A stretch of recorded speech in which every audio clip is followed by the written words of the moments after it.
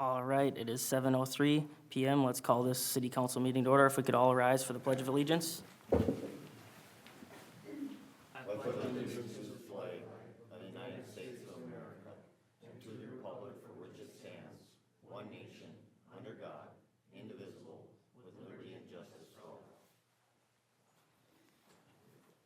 Doing roll call, all 5 council members are present.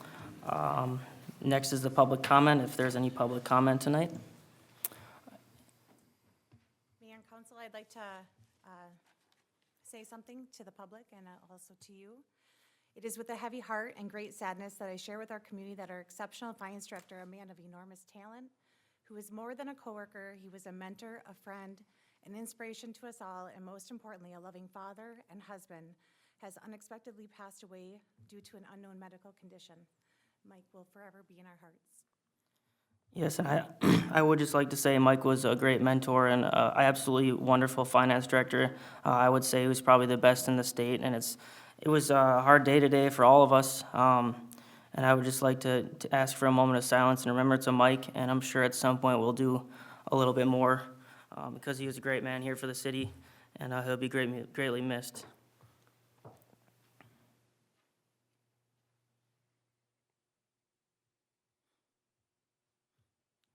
All right, thank you. With that, if we could move on to the public comment, if there's anybody that'd like to speak on anything or bring anything forward, you're welcome to come forward up to the podium and just state your name and address for the record, please. My name is Blake Penzimus, 28117 Polk.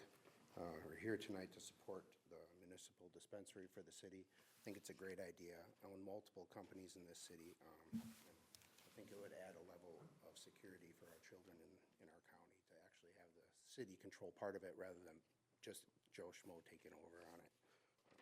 Doesn't really align with my goals as a business owner because I'm also planning on doing a micro business here in the city. So I would also be looking to do what the city's going to do, but I feel like even them over me would have a better and a more secure way of doing it. So I'm excited to hear what the council members are talking about tonight. Thank you. Anybody else for public comment tonight? All right, hearing none, we will move on to adopting the agenda. Are there any modifications? Yes, Mayor, there is. We do have an item that we'll be adding to the business. It would be K-12. It is an e-poll or electronic election pad discussion, please. Sounds good. Any other additions or questions? Motion to approve as presented. Second. Motion to approve from Councilmember Lundin, second from Councilmember Holmgren. All in favor, say aye. Aye. Any opposed? Motion carries 5-0. On to the approval of the city council meeting minutes from February 18th. We'll go with the committee of the whole meeting first. Motion to approve. Second. Motion to approve from Councilmember Lundin, second from Councilmember Peterson. All in favor, say aye. Aye. Any opposed? Motion carries 5-0 on those. February 18th, city council meeting minutes. Motion to approve. Second. Motion to approve from Councilmember Peterson, second from Councilmember Heeman. All in favor, say aye. Aye. Any opposed? Motion carries 5-0 on those. For announcements, we have the Committee of Whole meeting Tuesday, March 18th, 2025 at 5 p.m. The Planning Commission meeting Tuesday, March 18th, 2025 at 6 p.m. The City Council meeting Tuesday, March 18th, 2025 at 7 p.m. And the Parks and Rec Board meeting Tuesday, March 25th, 2025 at 6 p.m. Are there any council committee reports? I have two. All right. So I attended the Chamber of Commerce February luncheon. Mayor of Cambridge, Mayor Godfrey presented. The key points he hit on of relevance were that they're planning to develop 95 with improvements to their storm sewer system to prevent flooding as happened in the years past. They're also relocating a railroad switch to reduce the amount of times they're blocking 95 to railroad traffic. And they're planning to put a roundabout in on Main Street right off of 65 by Quick Trip and getting rid of a lane to add a bike lane. Also, they talked about the city buying up a bunch of acreage, planning to develop 304 detached single-family homes, and taking other remaining 31 acres to build a park with a beach trail system and possibly doing kayak and paddleboard rentals. And that's it for the chamber meeting. And then I had community ed meeting. We did not reach a quorum, but we did receive a presentation on the Adventure Center program, which I was unfamiliar with. But they were talking about how they're fully stacked up for students, but they're looking for some staff. And they're looking for 2 people. You must be 16, good with kids, no certifications required. And that's it. Great, I have a thank you. couple. Park and Recreation, we're narrowed the names down for Greenways Park North, down to 3 names. We talked about the message boards in Bluebird, that'll probably come in front of council. And we talked about putting QR signs out by the skate park to do some surveys about what some of the kids may want for different obstacles out there. Fire board, I'm gonna have put on Cow for the next meeting. They're looking at, well, on the bright side, we have 6 new firefighters that they swore in, which was great news. The majority of them were within city limits. They're looking at changing language in the joint powers agreement. And that is gonna be a long discussion, I think, with council. I'll have Josie forward the things they're thinking of changing to all council members so we can discuss it at the next call. That's about all I got. Do you remember the 3 names for the park offhand? I'm kind of curious. No. Okay. sure I'm we'll- thinking we might add a 4th, so. Okay. Okay, sounds good, thank you.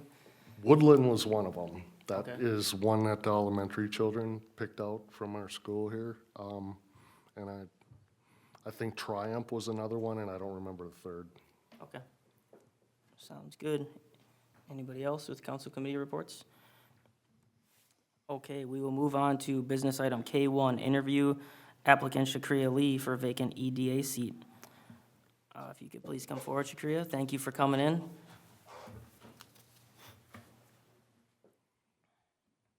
If you could just come up to the microphone and state your name and address for the record, please, and then I'll have some questions for you.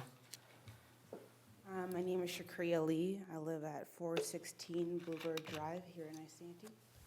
All right, so we'll just start right off. What has been your community involvement?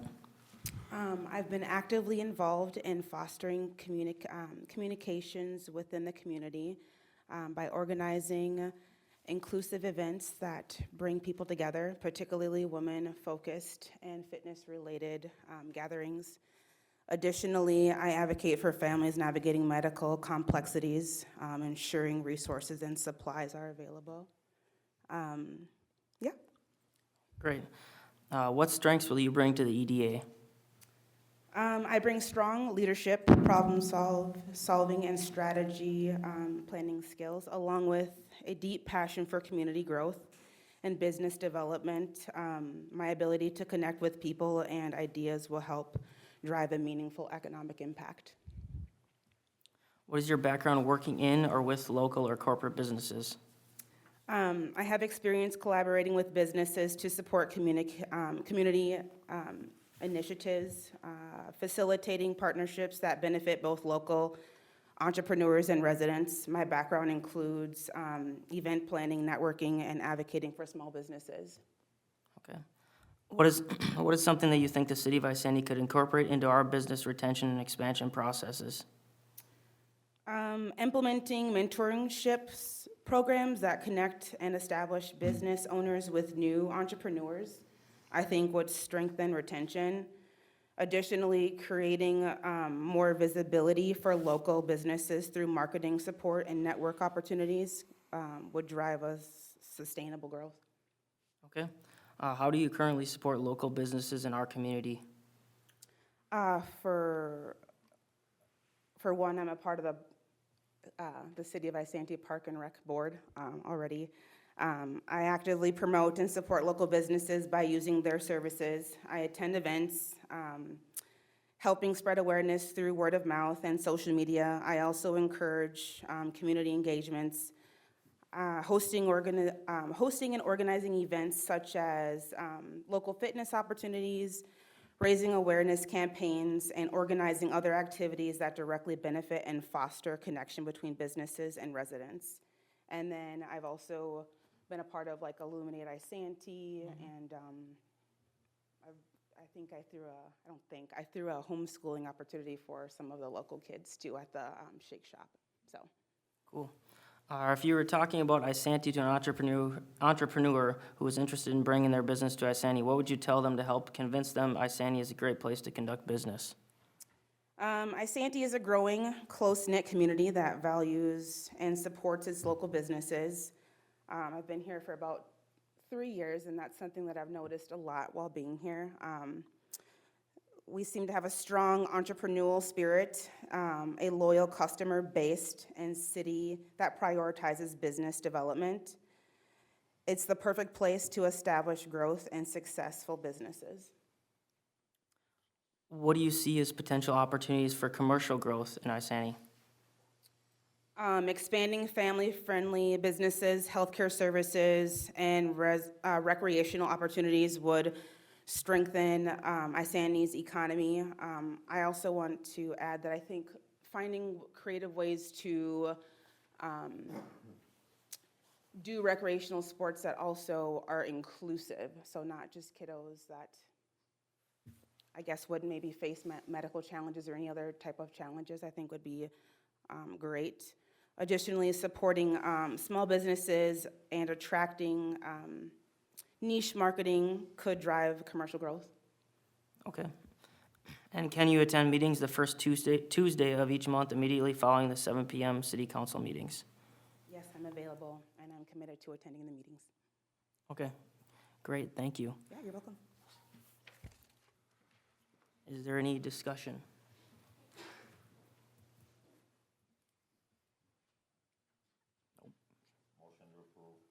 Second. Motion to approve by Councilmember Lundin, second by Councilmember Holmgren. All in favor, say aye. Aye. Aye, Any opposed? definite aye.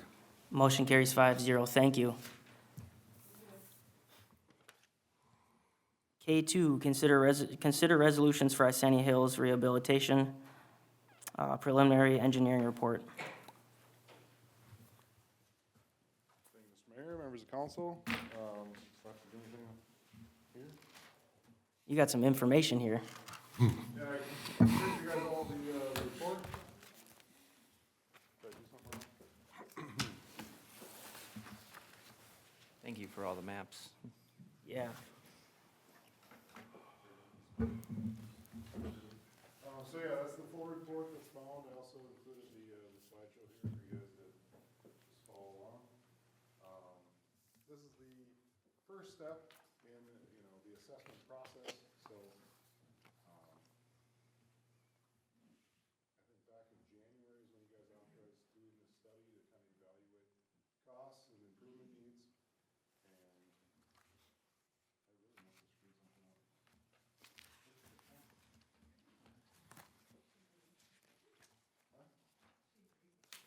up.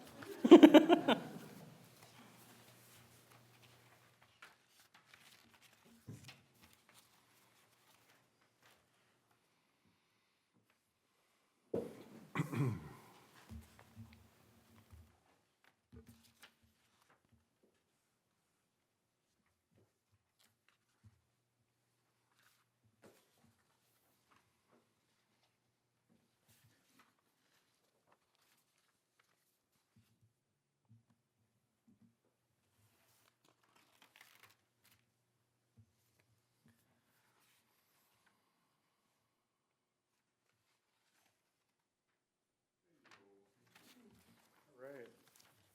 So, this is a presentation for the preliminary engineering report that we've completed for the Isanti Hills Rehabilitation Study. So here's the project area. Isanti Hills, it's various different phases of development. We're calling it Isanti Hills Development Area, just in that it's like 4 different phases of various pieces of Isanti Hills. But it's basically Birch Street, Cedar, Dogwood, and Nina and Marion. And we also looked at the segment of trail that runs between Page and Birch, as well as a piece of sidewalk infill. So those streets were rated, I'm sure anybody that's driven them knows they're in terrible shape. There are worse ones in the city. We're spending more time doing patchwork than, you know, there's more patches than pavement left on that street. It's been designated for work for at least the last 10 years. It just kind of keeps getting pushed back. We just did South Brookview project. This would be very identical to that for anybody in that area. But I guess one other piece to mention, two of the streets, Birch and Dogwood, between Whiskey and Sixth, are state aid routes, so the city would be able to use state aid funds for their portion of that work, as long as we make the plans meet those requirements. And otherwise, we do have some significant segments of failed curb that'll need to get replaced on this one. There's a little bit more poor condition curb on this one than there was on the South Brookview project. But we'll still try and minimize costs as much as we can to isolate to only doing what we feel needs to be done to keep the stormwater, being carried properly. Otherwise, sewer, water, and storm are all in fairly good condition, new enough and current pipe materials that we don't have any concerns about those. So the proposed improvement again would be just like South Brookview. We propose to reclaim the pavement where you just grind it up and blend it in with the gravel underneath, replace the bad segments of curb, and fix any ped ramps that aren't compliant, and then pave it back together. It's usually a pretty quick process in general. I mean, obviously, it still take a few months to do, but it's as minimally disturbing as a reconstruction project can be, because we leave that reclaimed material there for people to be able to drive on, as opposed to lifting it up and out and having a big old open trench. We won't have to go after utilities, so it'll all just be right there on the surface. All right. So the trail, as you can kind of see from those two figures, kind of looks like a, squiggly snake. Looks like that was the original design, but it is a little too tight for the MnDOT Bicycle Facilities Manual of a 20-mile-an-hour design speed. And it sounds like plowing and maintenance have been a problem for trying to follow that. So part of what we were looking at is, can we straighten it? The other part is the condition bad enough to need to get repaired? So after the evaluation, it does look like we'll be able to straighten it, but we obviously would basically have to rebuild the whole section, because you can't just reclaim it and move it onto grass. You got to dig out the whole section for the gravel and the pavement underneath it. So there is a little bit more work that would need to be involved than just the resurfacing type of a thing. But it is, it is doable. There's room, and it's an option that was budgeted for, but something you guys can choose if you want to do or not. I did have a question on that, if that's okay. So for that one, has there been a community desire to change that or to pave that, or have homeowners there asked? Because I would think if a lot of homeowners, if that was in their backyard, they wouldn't want to make it paved and make it more used. I mean, that's Well, what. it's already paved. It's paved. Oh, it is, okay, It's starting to be, there's root heaves, there's cracks that have opened. okay. It's right on that line and needing to be reconditioned, like overlaid. And it was just, if we're gonna go spend money on it, do we wanna fix something while we're doing it? So It isn't- oh, yeah. what does bitmus mean on there? What's that? Bitmus, it says bitmus? Bituminous? Or That's just bitu- blacktop. Blacktop. Oh, it is blacktop, okay, Yep. okay. So that's all we would do. It was part of the budgeted, scope that we were looking at, but admittedly, since it's not along the roads and it's not part of the assessment, it's something you guys could choose to eliminate from the project, or, or just move forward with. You Is don't the have city, full- is the city now, when they're plowing that and they scuff all their sod, we're going back and fixing that? I believe, yes. And it's been getting Another hit every cost year. savings down the road, that we don't have to do that. So that's between Whiskey and Sixth is the kind of longer run. And then on that bottom right corner of the screen is the kind of sharper S-curve there. That's kind of the end of what we're looking at, is the pavements in the worst condition, and that's the end of the curviness. And so we're looking at trying to straighten that out a little bit as well, and then we would just end the limit of the project right at kind of where the trail is slightly newer.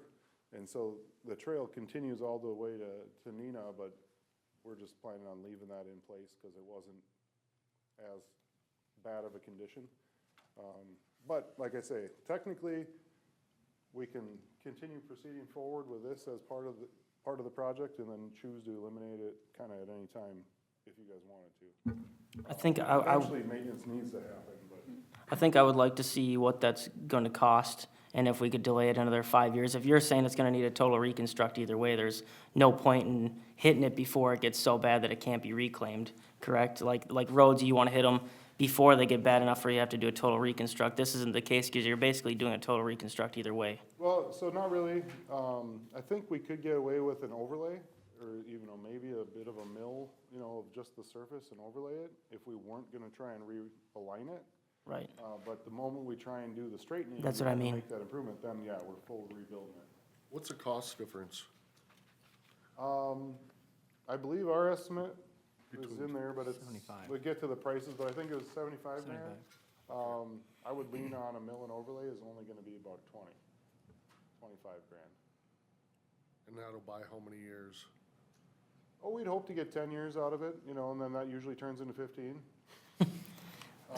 So you said the state recommendations for bike trails or whatever have a radius, but this must have been built at the time when the radius was different, if it was done this way, or has there been complaints about it? I've never heard any complaints or good about this trail at all, so I don't know, how much is it used? It's used a lot. Is it? Okay. So honestly, the straightening is as much public works issues and maintenance as it is, any feedback we have from residents about not liking it.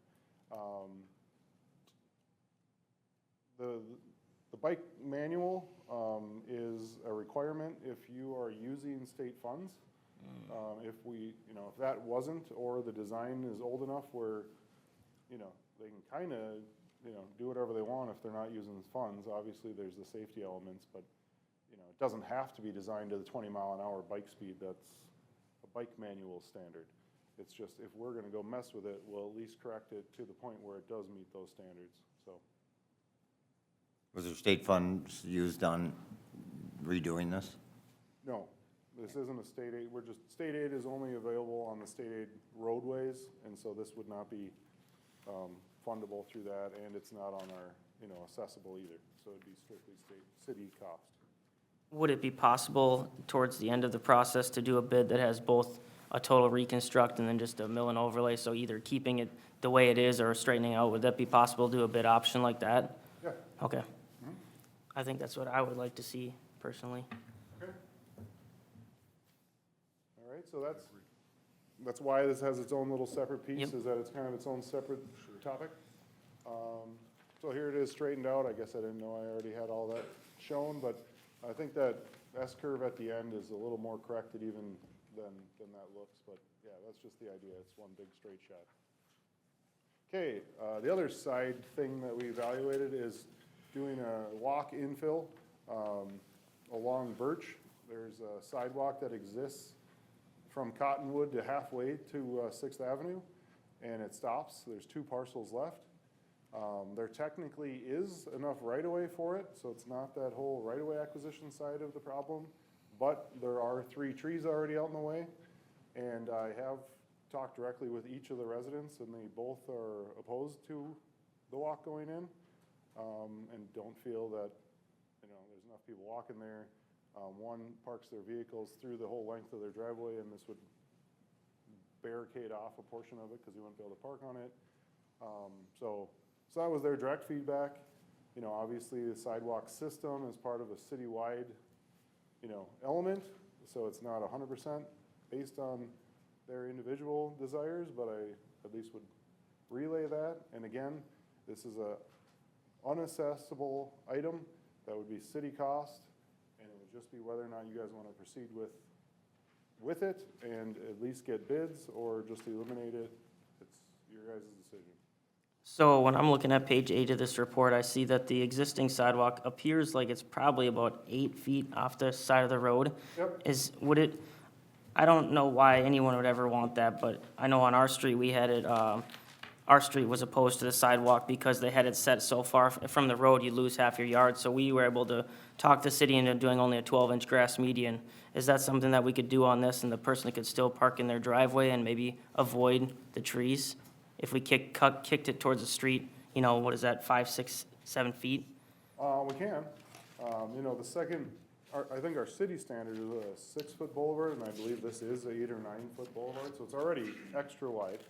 The moment you're going less than 5 feet, you're actually kind of getting into a little bit of a problem on either snow removal from the road onto the sidewalk. You know, anybody that has a sidewalk that's right up against the back of curb. Actually, those are a little easier to clean up because it's just a straight redo as opposed to trying to have a narrow strip of grass or, you know, of snow.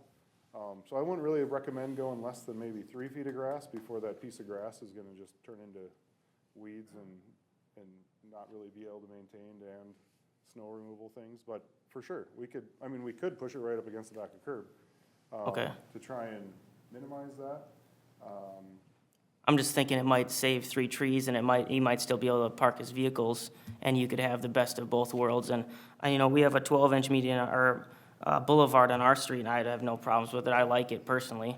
So, I mean, maybe the industry says that, but I have no problems with it myself. I don't think our neighbors do. Sure, so, I mean, at this point, I can go talk to them again and see if they'd have a different opinion on the, you know, I'm gonna go a 3-foot boulevard and see what their take is. If, you know, as we get later into this presentation, you'll see we're talking about maybe having an optional open house where we get feedback from the rest of the project area at least on what their take is on if that went in. But that all, yeah, sounds fine. I was gonna suggest that too, you know, start making use of those poles that we have, where we're talking about, or actually contact everybody on that block and ask their opinion on extending that sidewalk.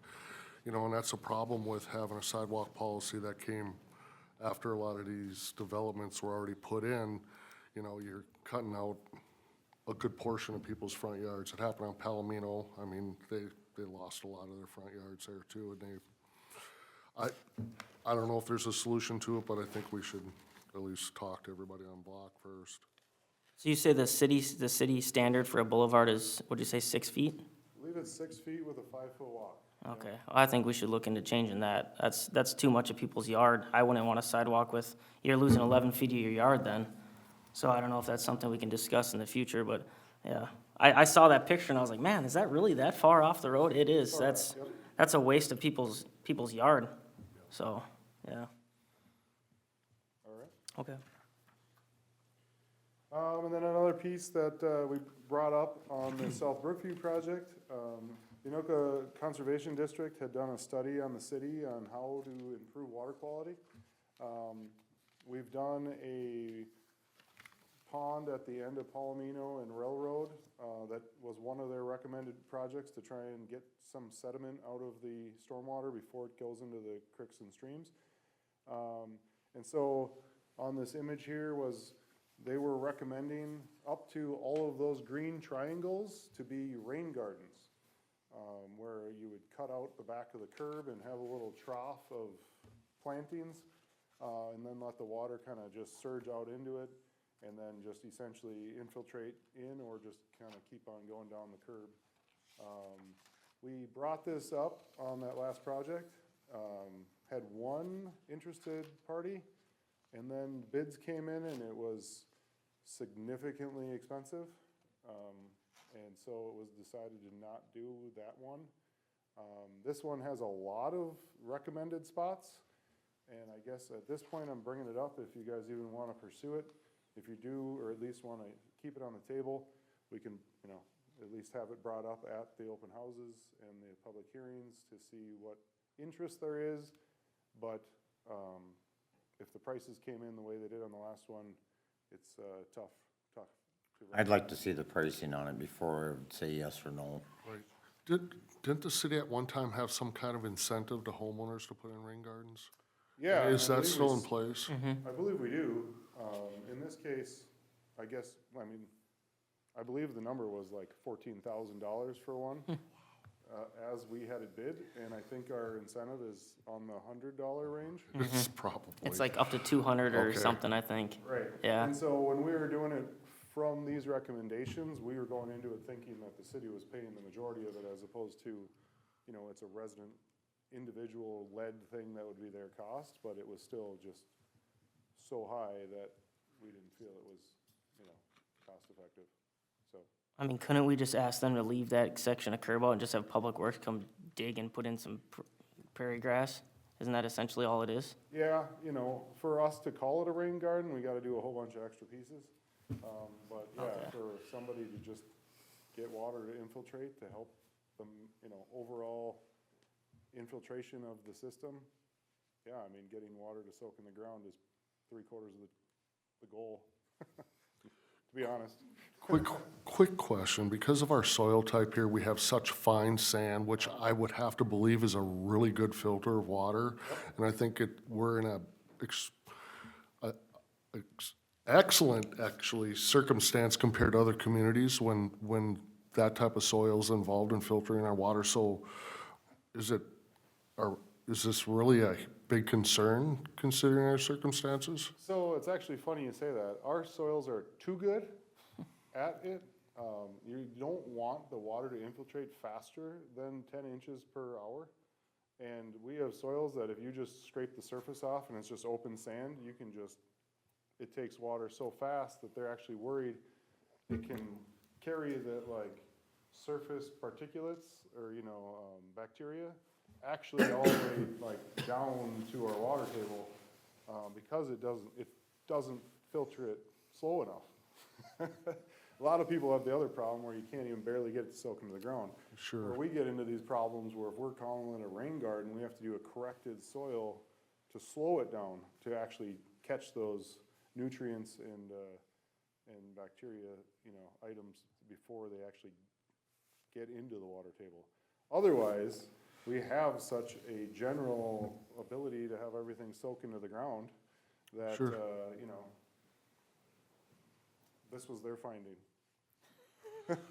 No, I'd have to get some more information on that, because I'm not Sure. completely Their sold on whole it. There's report a, is included in the back of this one. sure, So you can read about what their basis is of why they said these places and all that, and see, you know, if any of that helps you, right? you know, Maybe support it. Maybe we can reach out to the township too, because I'm sure they have a lot of shallow wells within the township, and see if any of their wells have had problems. I know that they're not as condensed in population where they may have a problem like we do, but I don't know, I'm having a hard time believing bacteria can make it down 20 feet or better. Yeah, no, But I- it could. Yeah, I was just saying that when we have to make a large rain garden, we have to prove that it's not infiltration too fast, and then we Sure. have to do a correction. These little Makes things, sense. you know, they wouldn't be as big of a deal, but, Okay. okay? So yeah, here's some pictures of the before and after, kind of, you know, computer rendering if anything, but, the idea of what it could look like. I believe we had called out one that had that, like, kind of skimmer structure on the bottom, with the pocket of, you know, plantings and flowers that would be able to tolerate that water. And that's the thing that we got such a high price on, so, we may look at if we are gonna pursue even getting a price, kind of eliminating the actual structure and just curb cutting it, you know, just directly in and just not even having a structure, but I'm just waiting for either your guys' direction to cancel it, or at least continue with getting public opinion and see who'd be interested in it in their yard, I guess. So, Sure. all right, so project cost, with the trail and the sidewalk and the original, you know, scoped project, it comes out to a total of $1.2 million. Without the trail and sidewalk, we're basically talking about the items that would go into the accessible items. It's $1.06 million. Our assessment policy is 25% of the, basically all of that surface work is accessible at 25%. So that comes out to $266,000 of accessible cost, at which point that leaves about $800,000 for city cost, and about half of that could be using in advance of state aid funds to cover half of that $800,000. As we already mentioned, the trail is estimated at the $75,000 as a full reclaim and replace. You know, we could do that alternate, just mill and overlay. And then the sidewalk with the tree removals and things and having to build 2 ped ramps and redo the concrete to cross 6th came out to about $60,000. As you see on the budgeted versus not budgeted, we did add the trail replacement to the master budget for this year's project. We did not have the concrete sidewalk infill, so just so you know where things stand. Obviously, these are all just based off of past experience on our engineer's estimate, but the actual numbers always come down to what the bidders bid and what actually gets built. So the breakdown for the assessment topic, that $266,000 gets broken over adjusted front footage. So we basically assess by the foot of frontage that a person owns, and those get adjusted by odd-shaped lots and frontage lengths and things like that. But it comes out to 11,500 or so feet of frontage that gets to distribute that cost, which comes down to $23 a foot of frontage. That brings, there's 129 parcels that front this project, which they would then average about $2,000 a parcel. And as I just was saying, final assessments would be based on bid prices and actual costs incurred, completed, and then we would do a final assessment based on the actual numbers at the end of the season, usually in November.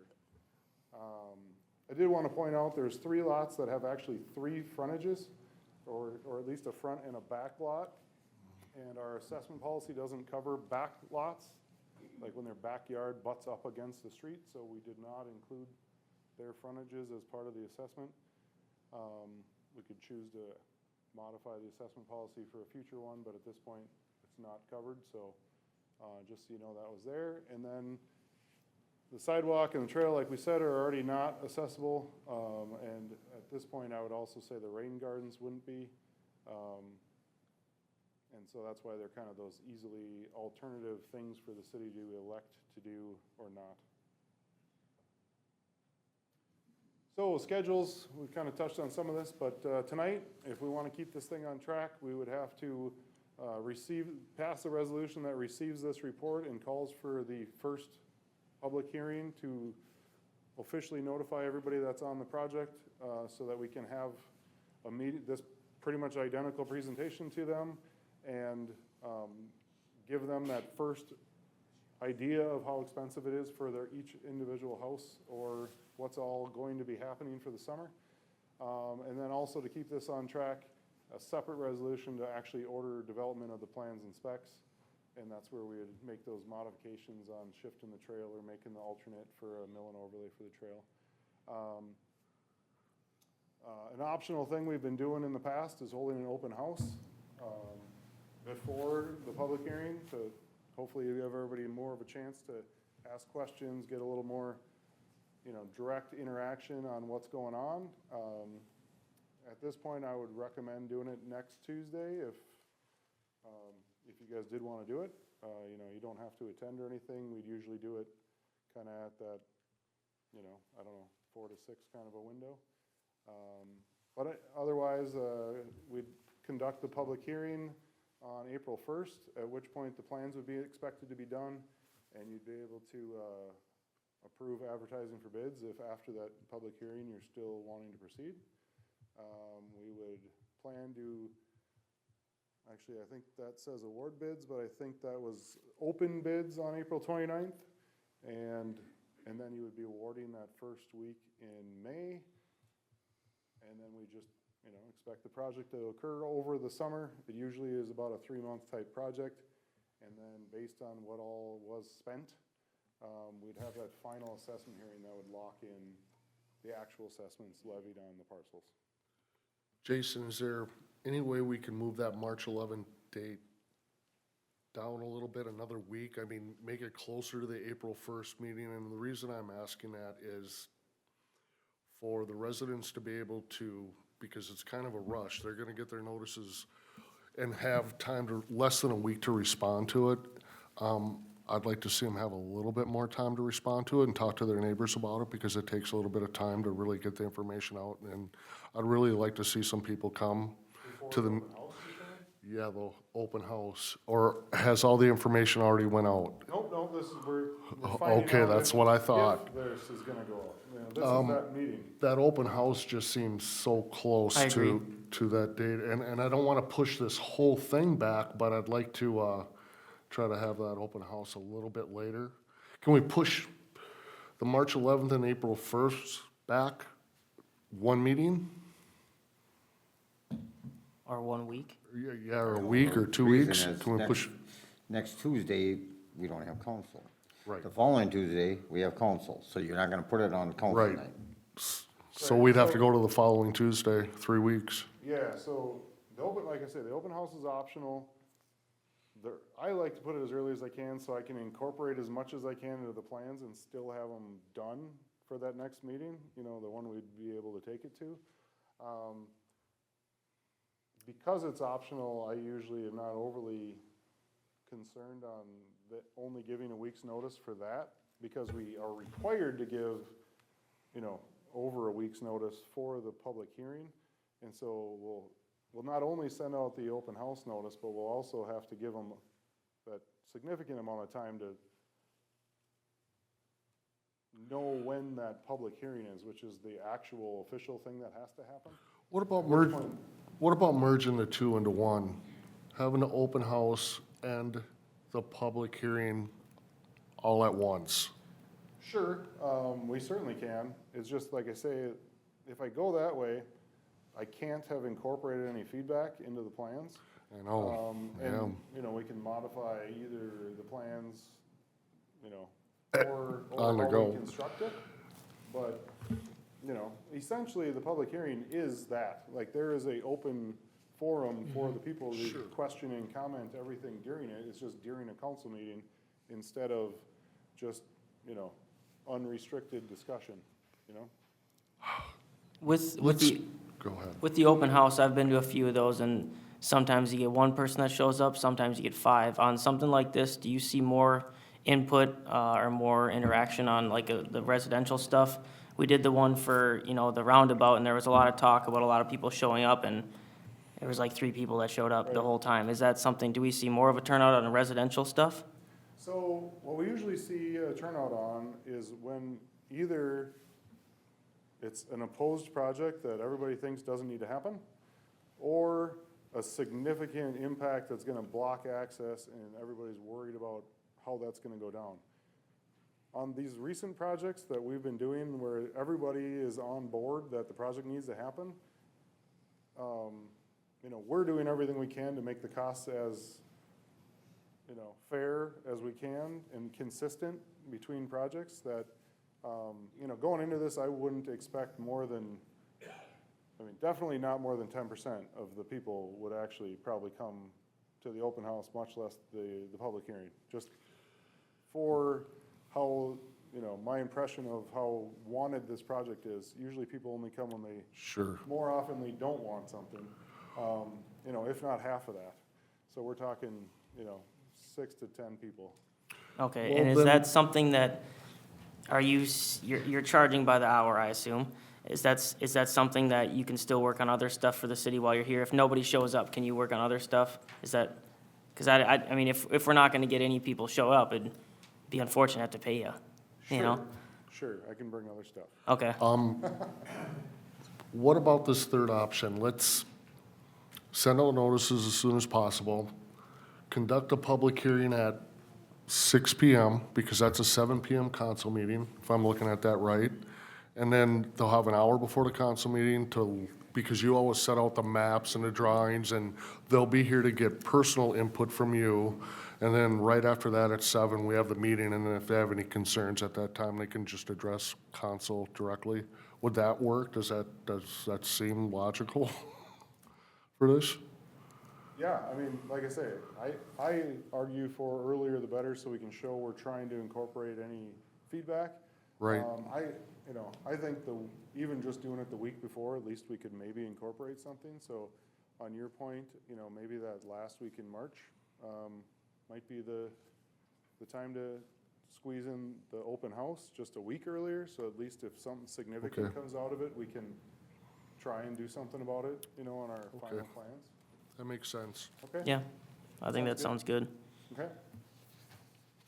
All right, well, I think we certainly made that longer than I was expecting, but hopefully we got Are it you, covered. are you looking for a motion on this, Jason? It'll be two different resolutions, yeah, if we could pass, your choice on how you want to pass them, but, I personally, let's call for resolution considering receiving the report and also consider the authorizing preparation of the plans. That's my motion.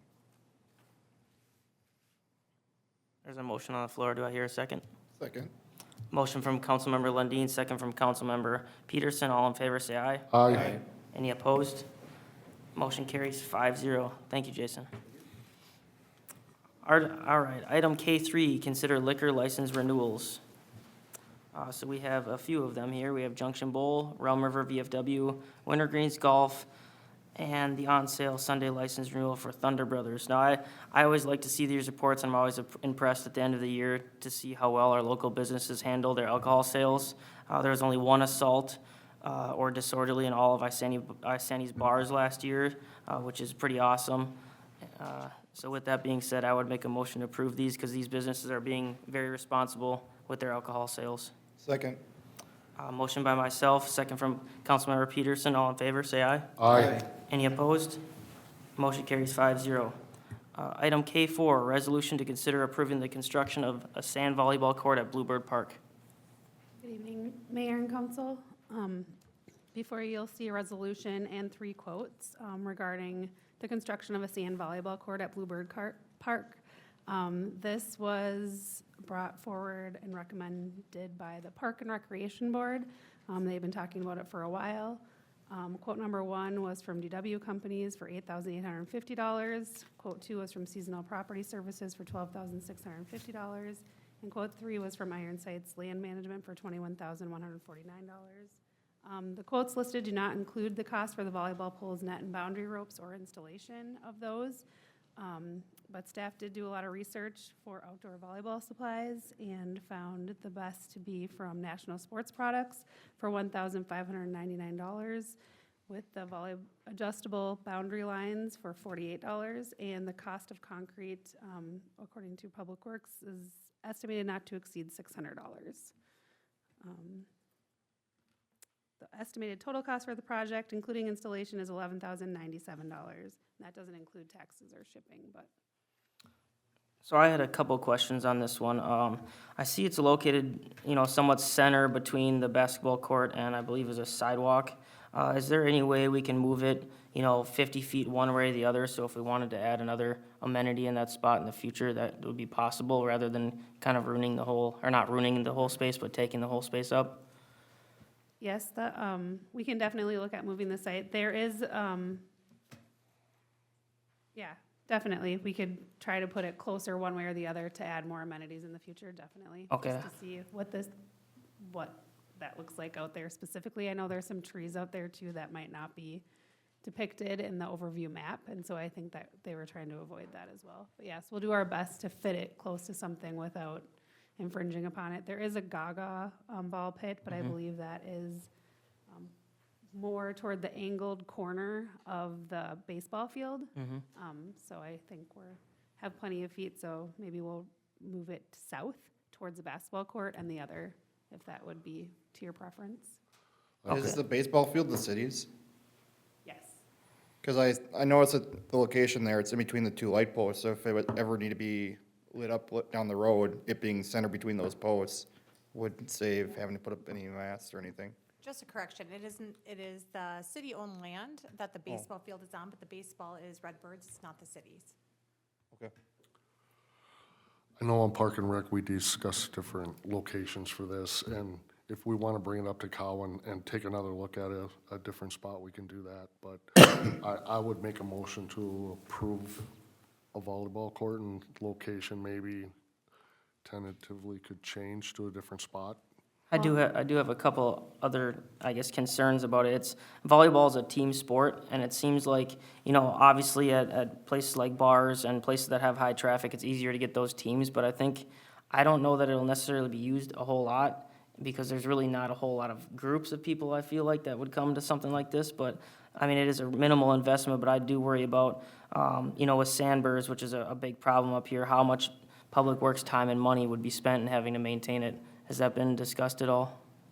We did discuss that a bit, about the Sandburrs, and so that's why that was in, I believe, in the memo, saying that they will be adding this to their list of regular maintenance, which includes spraying and tilling the sand to prevent the sandburrs. Yep. I can say that we do get, in the summertime, volleyball groups who put up their own nets within certain areas of the park, and so I Okay. think there is interest definitely in playing volleyball in that park. So Okay. I can say that, I've seen it myself, actually. I saw that in there about the Sandburrs, but there's no, like, cost or time estimate. Is that something that's gonna take 50 hours a year or 5? I mean, is there any sort of estimate at all? Yeah, it'd be kinda good to know, because that's an ongoing cost that we're gonna have to pay. I do not know the exact hours or Okay. expected cost. I would assume it's gonna be minimal. It's I not do gonna be too. as high as you think it is. No, I don't believe so either. Okay. I do know that there's people been asking for volleyball courts in the parks. Yes, and there was a lengthy discussion about it, and it sounded like there's a need for it, and it's I think it's a cheap alternative to other things that we can do right now for this park, and Okay. then we're using park and rec funds for it, so it's not coming out of the general fund. I'll second George Heeman's motion, and that's referring to his Dirt Works doing the work. Yes, Yep, I'll DW. second that motion. Yeah, I want to give a shout out to DW there for a very fair bid. They're always giving fair bids, and I love that we're getting multiple bids on things, and that's been a big focus for us. The more bids you get, the better competition, the better prices, and the less taxpayer money every single time. So there's a motion on the floor from Councilmember Heeman, second from Councilmember Lundin. All in favor, say aye. Aye. Are there any opposed? Motion carries 5-0 on the volleyball courts. K5, resolution to consider authorizing Wi-Fi services at the Isani Community Center. Good evening again.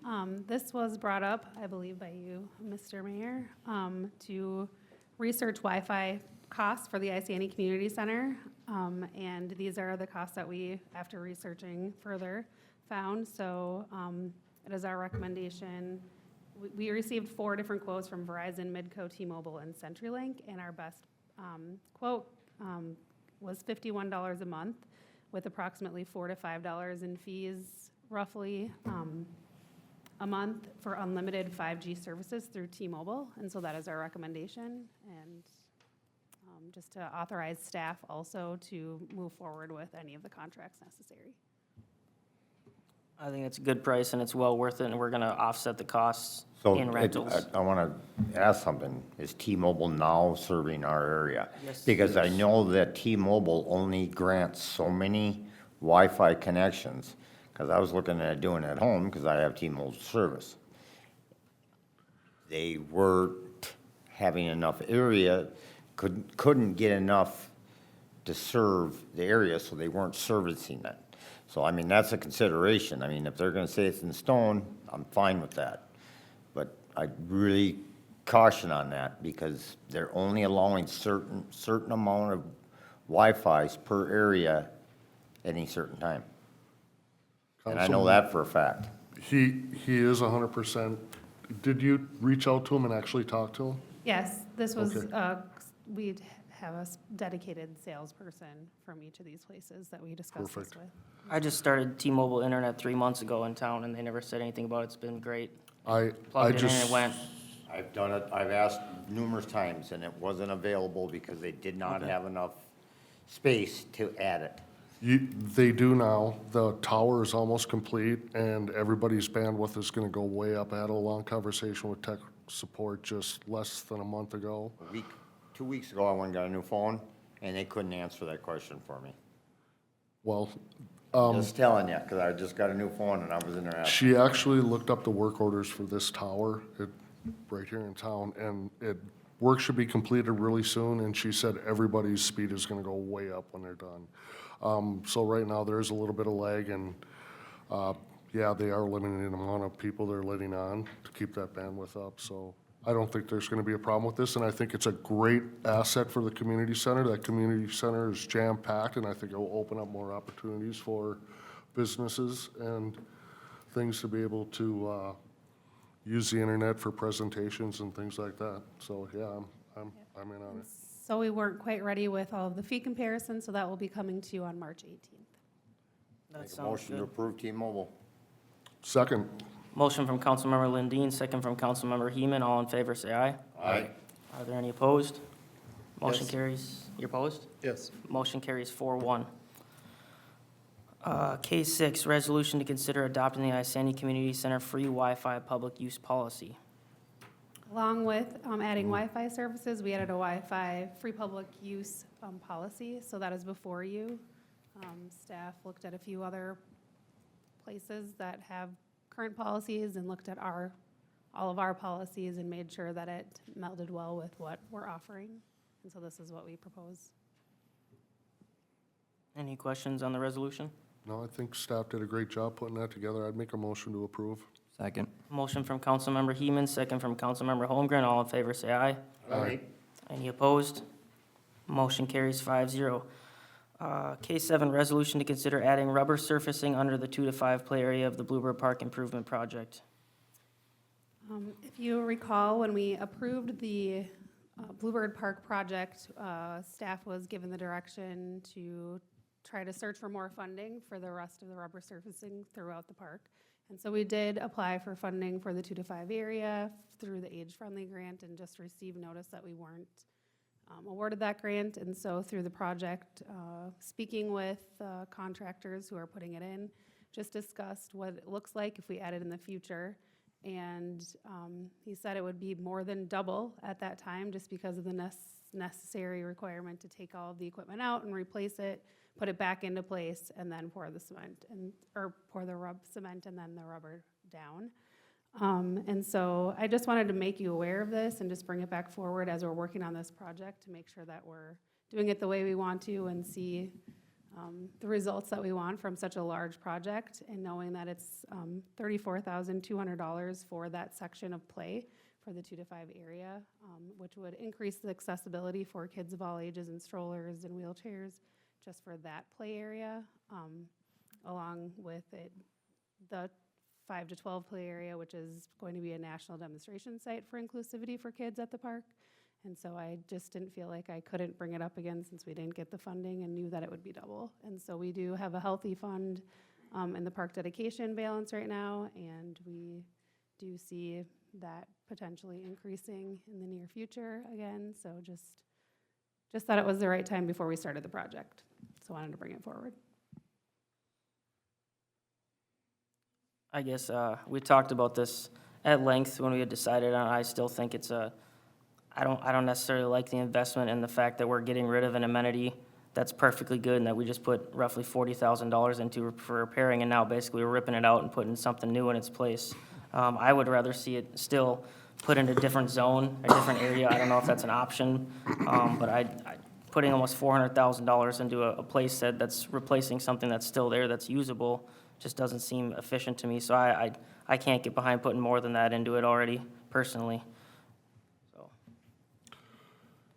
I think it's an unfortunate circumstance, the way this came about, and that we're gonna have to spend more money. One thing I've noticed this council really hasn't sat down and talked about, and that is what to do with the park and rec funds. I mean, really allot them. I did have some ideas for that. I do too, but we're putting this playground in. It is inclusive, it is accessible. We really do not have another playground like that in the city of Isani.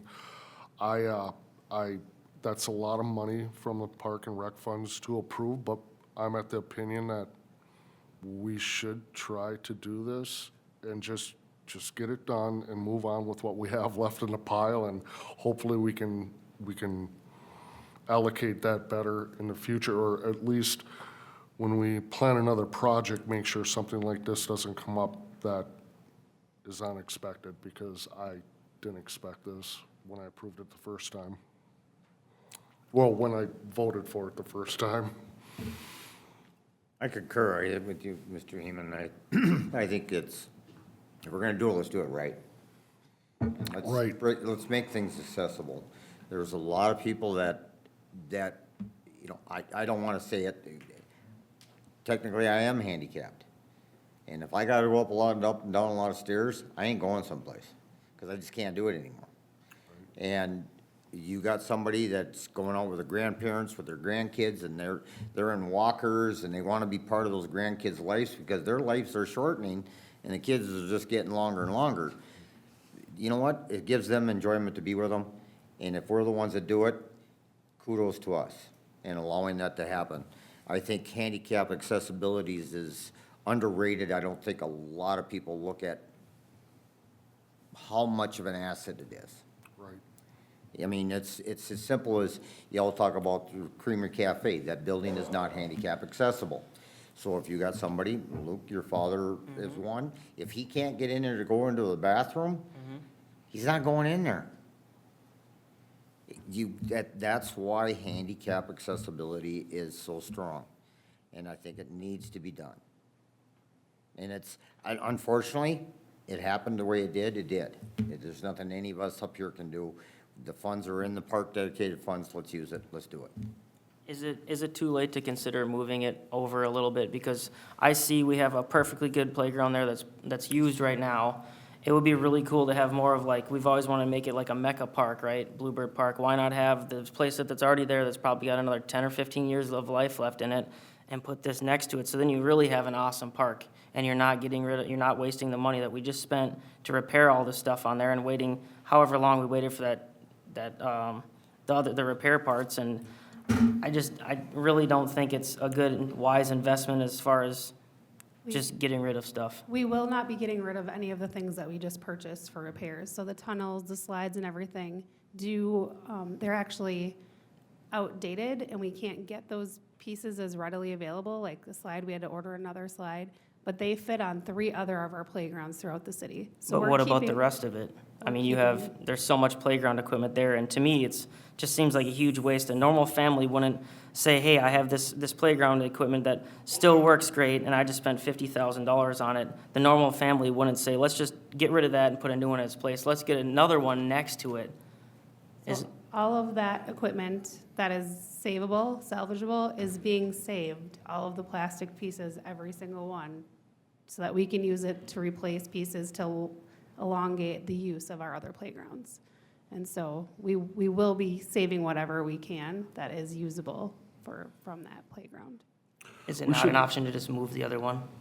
I mean, we could theoretically move it. Right now, part of the savings of this playground is that site is already ready for a playground, and so it's cleared, I mean, other than the playground equipment, but it's level, like it's ready for it to be done. So it's a site prep piece that is saving us money because it's ready. It has the border around it that's concrete, and so we're using all of that in its place. So it's basically a shovel-ready site, as you Okay. will. Shakria, did you have some public comment? Go ahead, thank you. Shakria Lee, I-Santee resident. I'm having a hard time with the verbiage waste, because I do not think this project is a waste of time. Sure. I do think that we invested in this project for a very particular and specific reason, and I just think that we should move forward with the integrity of doing the project the way we intended to, which was making it all-inclusive. All right, So now if we're pulling back after kind of stating what our goal was, it concerns me now that community isn't going to be able to use that efficiently as we plan to do so. Yes, a child or an elderly person in a wheelchair can get through mulch, but why make it hard for them when things are already difficult as a person that has disabilities? I'm very passionate about this project because I have a child that has CP. He cannot walk. He is 3 years old. It's hard to get him to that particular area right now with mulch. And he's not the only person. As Lundeen said, it doesn't, and it's not just children, it's also adults. Grandparents and parents want to be able to get to the playground and push their kids and interact with their kids. And kids should be able to go playground and interact like every other kid.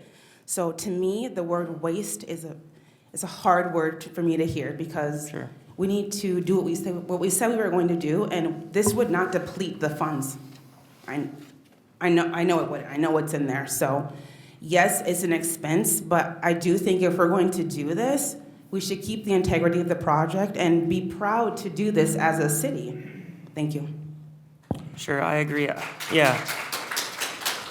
I didn't mean waste as the project. I meant as far as just demolishing what is there. I don't want to waste what we've already invested on that particular area. I would like to add this as a great amenity in addition to that smaller project. So I just wanted to clear that up. That's not what the word waste was intended for, so. That's the way I took it, too, yeah. Well, I'll motion to go ahead with the finishing of the rubber in the whole area. Second. Motion from Councilmember Lundin, second from Councilmember Holmgren. All in favor? Aye. Any opposed? Motion carried 5-0 on that. We will move on to the next item, which is,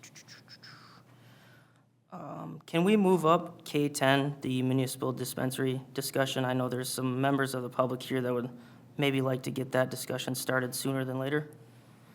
Yes. All right, and then we will resume K8 and K9 after this discussion.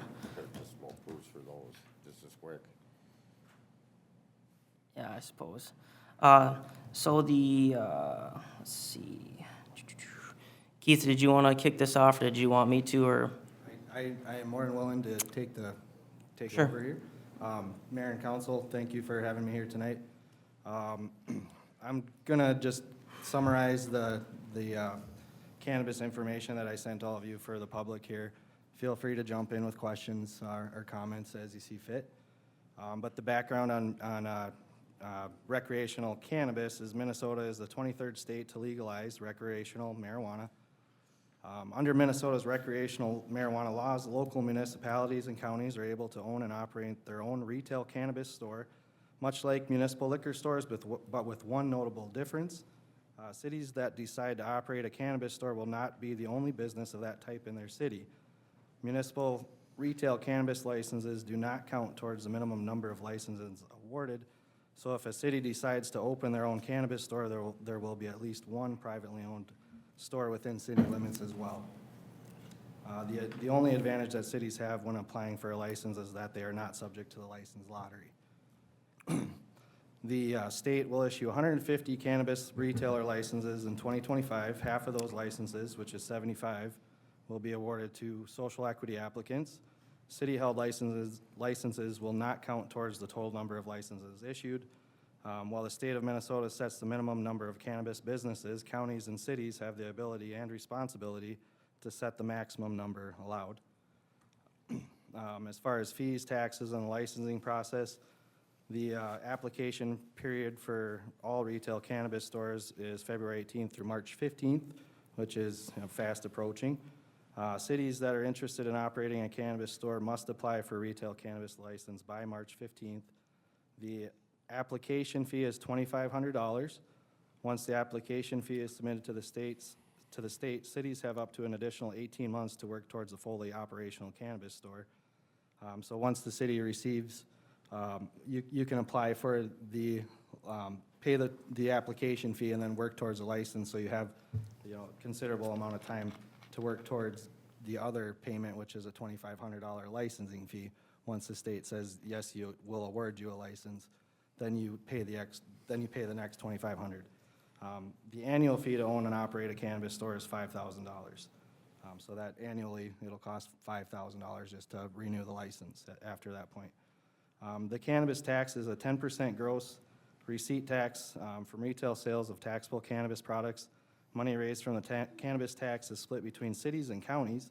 80% of the tax revenue will go to local government aid, while 20% will go towards public safety funds.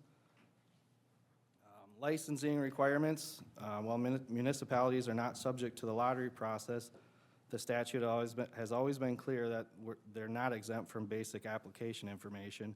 The licensing requirements include security and record-keeping plans, an employee training plan, business plan, financial and operational plan, labor and employment practices, and an environmental plan. So those will all have to be set up and sent to the state for approval. Customer payment options, I know in the past we talked about the issue of large cash amounts on hand and security issues that would arise from that. So it is not legal to use credit cards when purchasing cannabis. However, there are dispensaries that use like a bank card, like a cashless ATM. So basically, you make your purchase, you type in your PIN number, you hit the green button, you're on your way. So there is, electronic payment in that form. There's also cash is an option. The other thing with it not being able to use credit cards is if we were to have a retail cannabis store, I would suggest that we have an ATM in there as well, where people can get cash, and if the city so chooses, that you could charge a fee for cash there and have an additional revenue source as well. Oversight and enforcement, the Office of Cannabis Management oversees everything from licensing dispensaries to ensuring compliance with health and safety standards. However, a local unit of government, the police department, is responsible for enforcement, and they do compliance checks, stuff like that. So other relevant information, this is kind of a big one for me as somebody that's running the liquor store. State law currently prohibits an applicant from holding a cannabis license and a hemp license at the same time. So unless the law is amended, that means that if the city were to be awarded a retail cannabis license, the liquor store would not be eligible for a license to sell hemp-derived THC. Hemp-derived THC, we did just under 180,000 in sales last year, so that would cut into sales there. However, there's already been a bill entered into the state or House, I believe, to change that. So there is some momentum to amend that so that cities can hold both.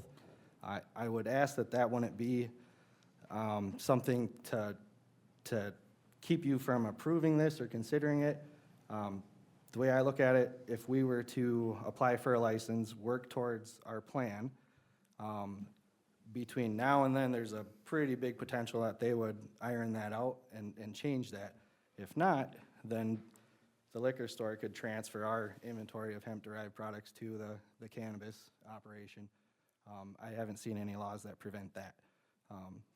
But it would put a ding in the liquor store sales, so I'd ask you guys to take it easy on me when the numbers are a little lower, if that happens. So the other thing is projections suggest Minnesota's cannabis sales could hit $426 million in the first year of adult use legalization, growing up to $1.2 billion by year 5. So I did include a few pictures of cannabis stores. As you can see, there's not a lot to them. As we discussed earlier, it doesn't take a big building. Basically, you have a secured entry, you have an area where people can come in and look at samples, basically a couple sales counter, and you got your product in the back. The biggest thing is security and making sure you have a good plan for keeping track of your inventory and following all the state regulations that go along with this business. I think online sales are a big part of cannabis sales as well. In a lot of other states, and I know like medical cannabis, you buy the stuff online, you show up at the dispensary and they look at your ID, buzz you in, give you your stuff, or make you pay for it, obviously, and send you on your way. There's really not a lot more to it than that. It's pretty basic in the grand scheme of things. There are several other cities moving forward with municipal cannabis stores. I included those as well as links to articles. I hope you had a chance to read up on that a little bit. But they include Grand Rapids, Elk River, Brainerd, City of Byron, which is smaller than Isani, St. Anthony Village, and Anoka are the ones I know of. So that's the information I have. Do you guys have any questions for me? So you had said that 75 of the 150 statewide permits were to be issued to social equity applicants. Can you elaborate more on that? Yes. So social equity applicants, 75 is half of the licenses issued. So basically, what is a social equity applicant? Who qualifies? A social equity applicant is anyone that was convicted of an offense involving the possession or sale of cannabis prior to May 1st of 2023. Anyone that had a parent, guardian, child, spouse, or dependent convicted of an offense involving possession or sale of cannabis prior to May 1st of 2023. Anyone who was a dependent of someone convicted of an offense involving the possession or sale of cannabis prior to May 1st of '23.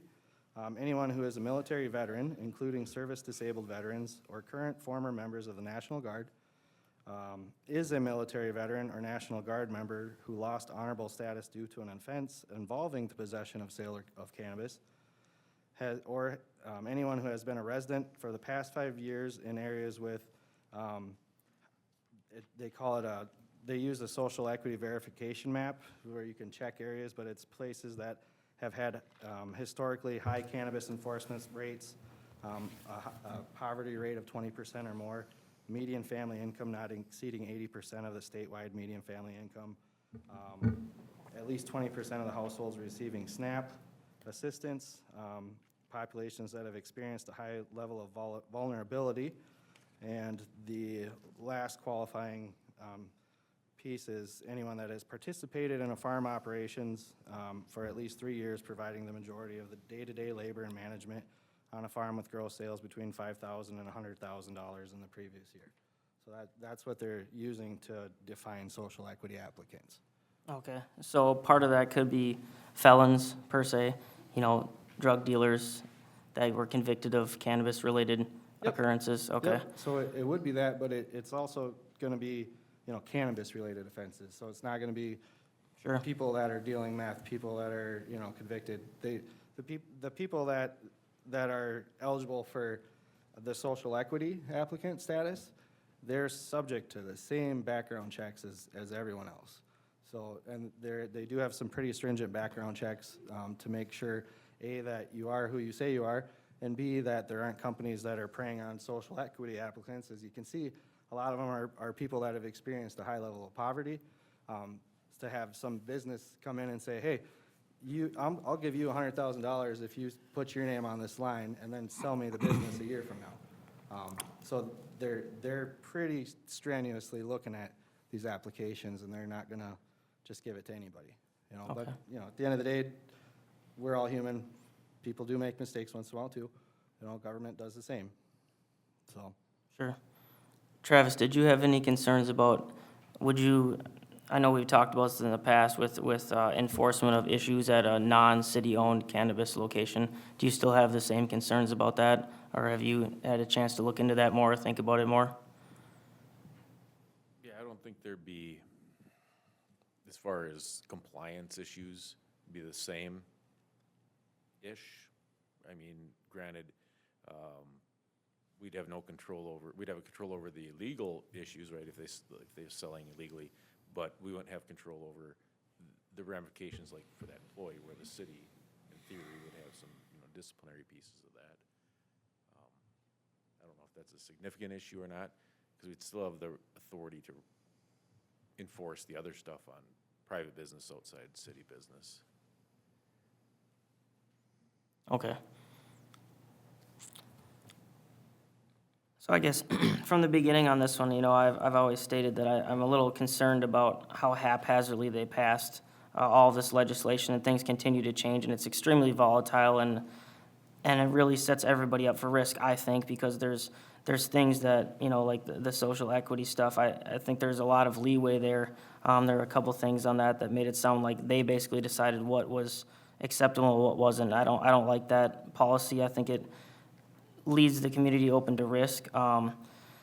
And then as well as there's things that continue to change. I mean, they might see that it's not as profitable as they hoped, so they're gonna try and let more people into the market, and that to me scares me too. So I think if the city were to consider doing one of our own stores, it would make us any less of a soft target for maybe potentially people that don't have the best interest in mind of our community. I think our city government and city council obviously has the best, the best interest in mind for our community because we are the community. So that's something I think is a very big benefit, not to mention also the projections of, the taxpayer savings. Mike had some projections anywhere from 75,000 to 300,000 a year, rough projected, income. So that's something that would reduce people's taxes, 8 to 10%. And that's a meaningful thing to people, and I think that's something that's, should be considered by us. Obviously, it's not the only thing to consider, but if anybody else has any questions or comments or. I know I had briefly talked to Mike about this last week, and he seemed pretty excited about the numbers. I don't know what the numbers were. Obviously, we all wish he were here tonight to be able to discuss that, but he was very hopeful and very optimistic. So I just want to let you guys know that as well. Did we ever hear back on how much a potential lease on a space like that would cost?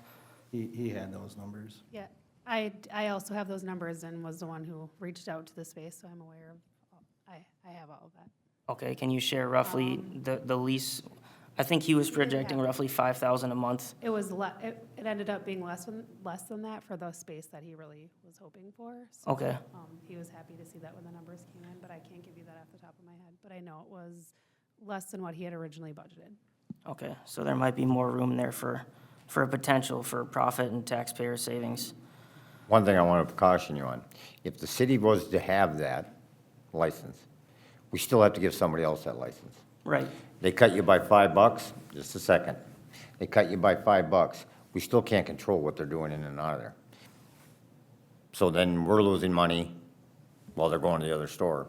And they could be doing the hinky crap where we're doing everything by the book to the letter of the T, but it isn't going to stop that problem.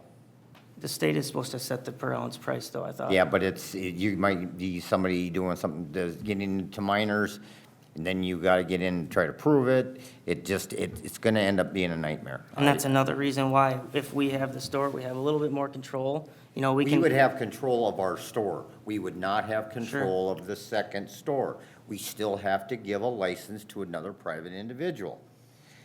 That doesn't count against the count of licenses given. You have to bear that in mind. Blake, did you have something that you'd like to say on this? Yeah, sure. Just state your name and address for the record, please. Yeah, Blake Penzimas, 28117 Polk Street.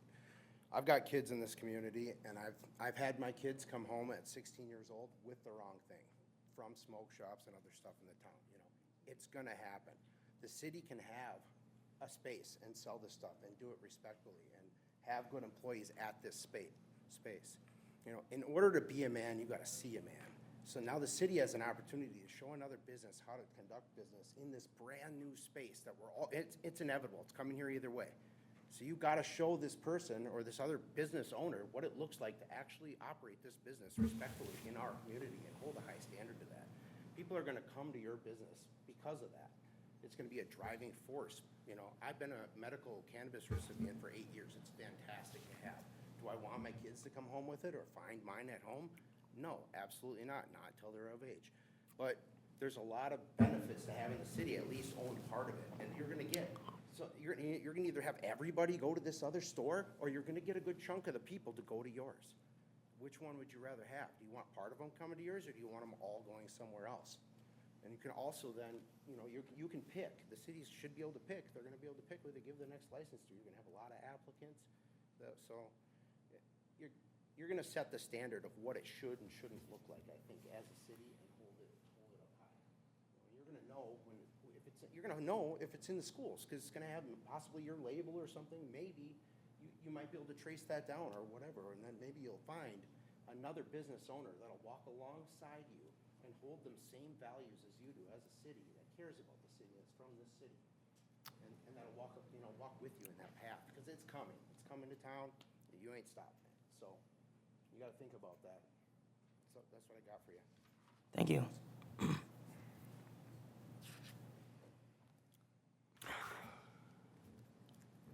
We open it to public comment, if there's anyone else. Sure. Yeah, if anybody wants to speak on this, they're welcome to come forward.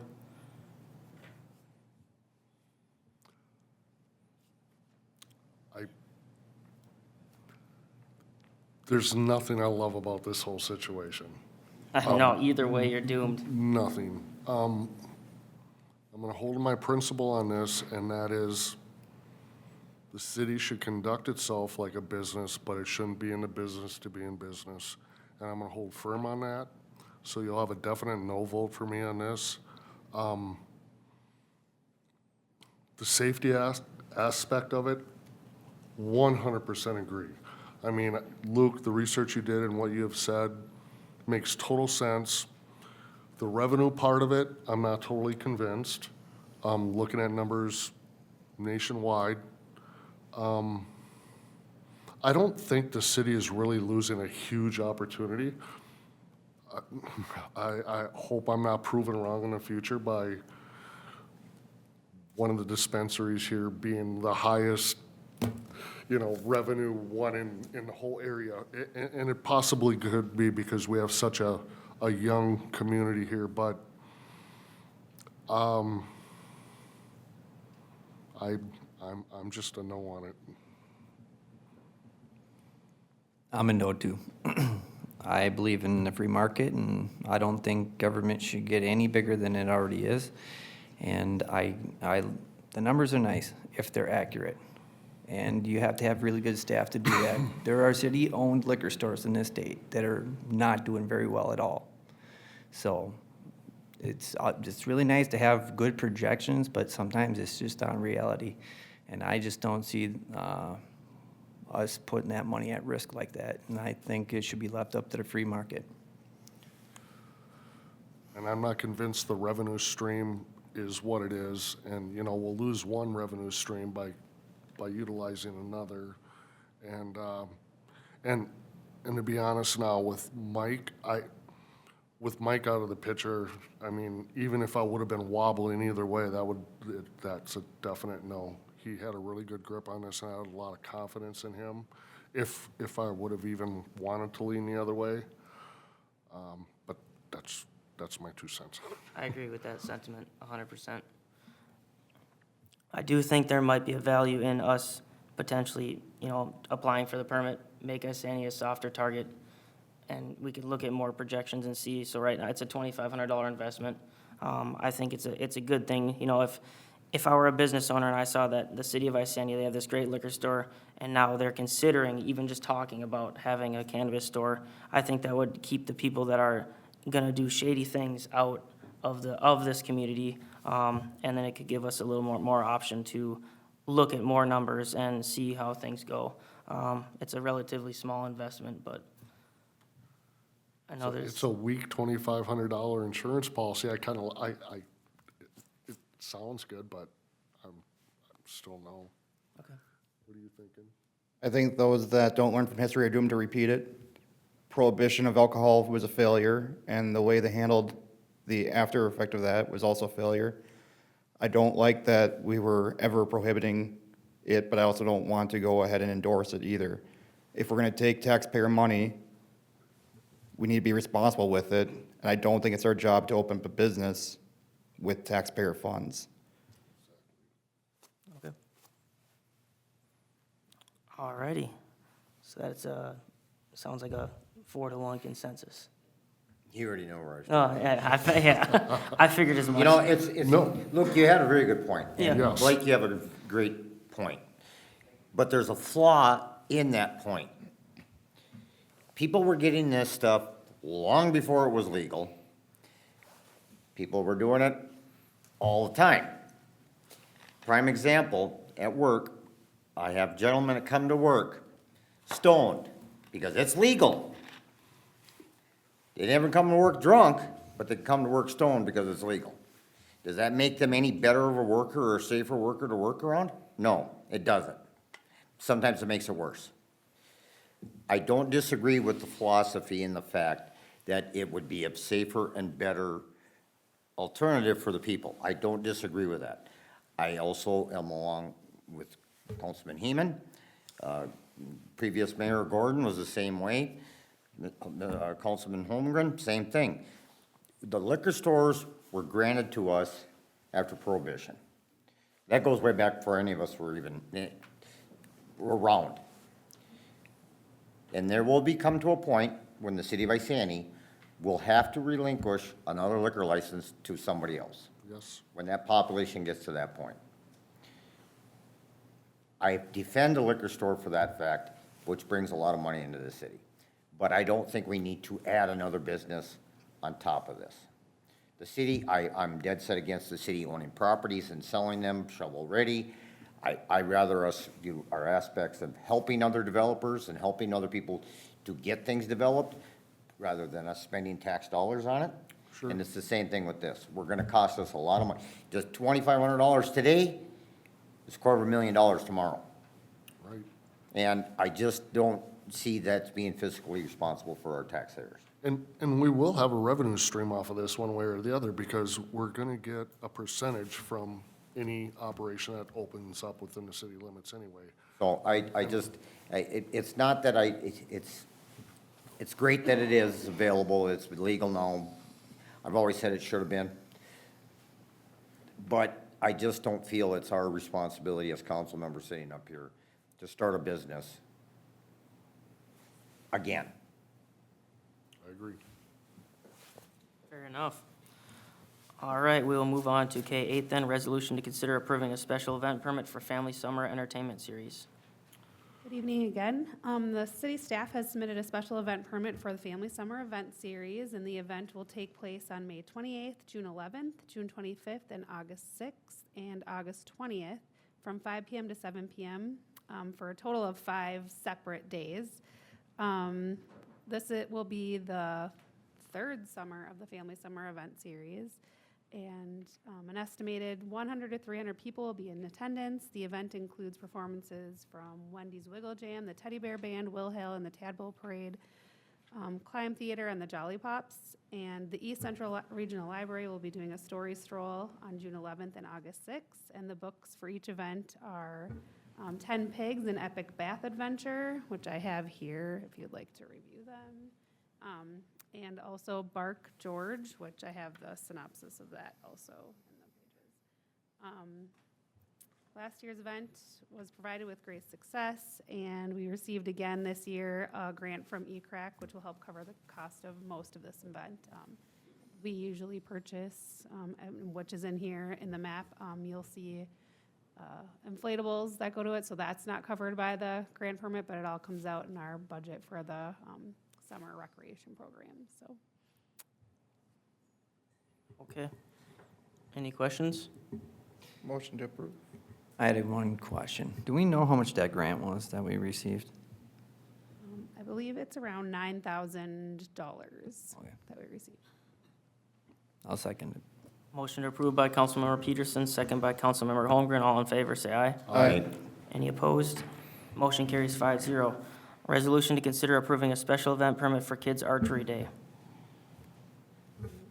This permit is for Kids Archery Day, which we're really excited for May 3rd. It's from 11 a.m. to 2 p.m. Staff did contact the BMX just about having an event because it extends onto part of their parcel for tents and such, and they said they didn't see any issues with it, though they do have a smaller event that day. I do want to give a shout out to Jessica because she's been working really hard on this event. It's a new event for the first time, and she's had a lot of great ideas for it. And so she's reached out to the Minnesota DNR, who will be showcasing furs from Minnesota animals, as well as the history, the Isani Historical Society, who will be providing some different crafts that they were using at this Knights and Fair Maiden event. So they have some similar crafts that are like bows and arrows and stuff that are really playing well with the archery theme. And so she's done a really great job of gathering all these people. There'll be a food truck at the event, and the ambassadors will be there also to volunteer. So I think it'll be a great day. I do too. And Minco also, I believe, will be offering, yes, free popcorn as they always do. And they also will be doing that for the Family Summer Event Series.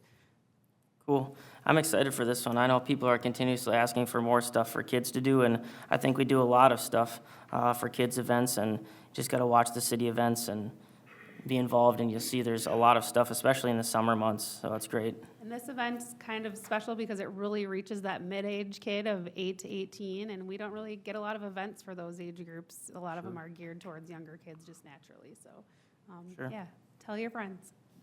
Yeah, I love the idea of this event. I'll motion to approve. Second.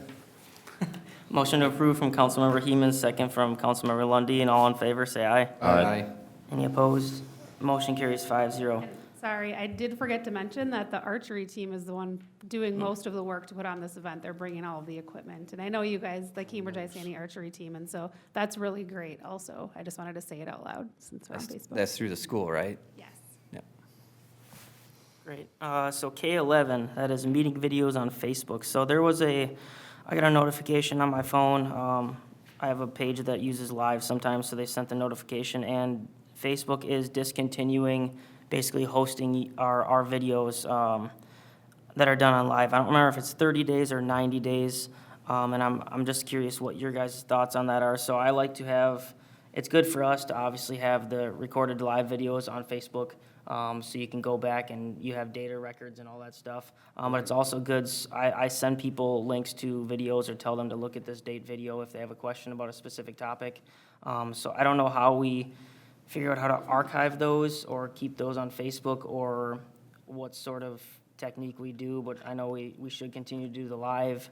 And I don't know if we just, download the video and then re-upload it the next day, so we have a version that won't disappear on Facebook, or if you guys had any ideas, or if staff had any ideas. Are we running OBS? What's that? Are we running OBS? What's that stand for? It's like open broadcasting software. It's a streaming software that's used a lot of time. It's very expensive. So it's free. It's open source. So what would that do? That will send the stream to whatever services you want. You can do multiple services at a time. You also have the ability to record locally, and we have the ability to store files locally, so then you could retain your own copy of the video. So if any service takes it off, you still have the original recorded video on site. Sure. But the software is free, and it allows you to multicast many different services at the same time. Can you clarify something? Is this a new thing? Are Yes. you- It's effective February 28th. I believe it was newly effective, so anything that's Okay. been on there for, I don't remember if it's 30 or 90 days. YouTube, I don't believe has a time limit. I know I can go back on some subscriptions I have and look back at videos that they did 9, 10, 11 years ago. So I think YouTube for now is a good archive, and if that ends up going away, I would really like the city to figure out a way to archive every meeting we've had on video. I've always defaulted to YouTube for the archive. Okay. I didn't realize that Facebook had a new policy, and that's a shame, because It is. it's really convenient for a lot of people, and it's phenomenal the amount of people that are looking, whether they're watching the whole meeting or not. But when I look at them and see 1,000 and some of the bigger meetings, 5,000 or better views on our meetings, that's great. That is great. I did We're a getting little information math on out that, comparing YouTube and Facebook, and we have over 3,000% higher viewership on Facebook Live than on YouTube as an average yeah, aggregate. And I think by far. that's huge, because that gives people an opportunity to watch and to be involved and to care about their community. It's easy, it's simple. So I think that's one of the best things we've done in the last 2 years. But I agree. Did they actually give you a time frame? Did they say 60 or 90 days, or did they clarify exactly? I can't remember I thought it was 30, but then part of me thought it was 90, and I tried to find the notification again, and it disappeared, so I can Google it. Ms. Woods had something to add there. Sure. I don't think Facebook is a good place to archive anyway, because it's so difficult to scroll and scroll and scroll to see a meeting that happened last year. And I think YouTube, if any of the public wants to go back and look at a meeting that happened a year ago, YouTube is definitely the place to go and rewatch a video if they wanted to see what we were talking about, make sure it lines up with what we're talking about currently, or if our stance has changed on an issue. I don't know if that's gonna be a big deal, just because we do have that other platform for our Sure. meetings. But it sucks. Yeah, I just thought I'd bring it up, because I don't think a lot of businesses and people are aware of it. So after 30 days, the live videos will be removed. So they're trying to clean up their servers. I'm sure, obviously, it's, Had something to add about the archiving. So one thing that staff was able to determine is that, and Ms. Strand, thank you for doing some research on it, is when we have a Facebook Live video, we are able to take that, or we can take it from YouTube, and we can re-upload it as a video. So there is a way to put that on there even for when the Facebook Live goes away. To our understanding, then the video stays there once it's been re-uploaded. It initially does not have closed caption, but staff can then edit it once it's been posted and add text to it, so it does have a closed caption, so to say. One thing to keep in mind is we do need to screenshot all of the comments that are done. So my recommendation is, once we post it or upload the video within that 30 days, and you can set the timeline. We need a little bit of a wiggle room depending on if staff is here or not for the ability to do it. But instead of having to screenshot every comment on the Facebook Live post and then also on the video post, is that we maybe take down the Facebook Live sooner than the 30 days. Because that's just something additional that staff has to always watch. Ms. Strand continually monitors our Facebook page to screenshot those, because if people delete their comment, we are still as a city responsible to keep that comment. I know there's some possible legislation happening on this exact situation. I hope maybe it comes sooner than later.